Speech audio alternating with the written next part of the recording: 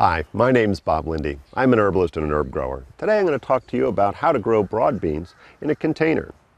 Broad beans, like many other different types of beans, although not traditionally grown in a container, certainly can with a little bit of forethought.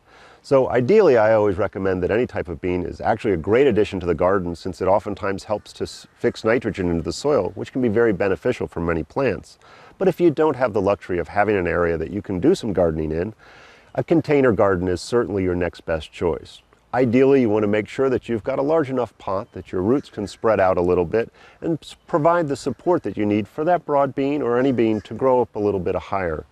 And also, we want to make sure that it has something that it can climb on. So I oftentimes will use some bamboo, which lasts pretty long in a pot. We can go ahead and add a small trellis or the bamboo stakes in order for it to grow up a little bit on.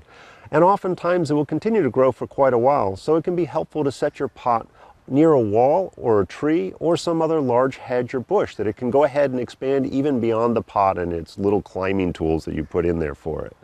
So when we're going ahead, we can go ahead and go down to our local garden supply store, find the particular bean, whether it's broad bean or another type of bean, that's going to fit our needs more specifically, and then follow the directions on the back. It's going to be very specific for your particular zone and the time that you plant.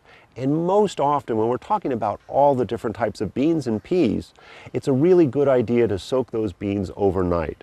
Oftentimes, I'll just get a wet cloth and wet it well and then wrap the beans in there before I plant them. Overnight is wonderful, and we can go ahead and place those in the soil. It'll get them sprouting a little bit faster. Water them in well and keep the soil moist until we go ahead and see that first little head of the bean start to come up.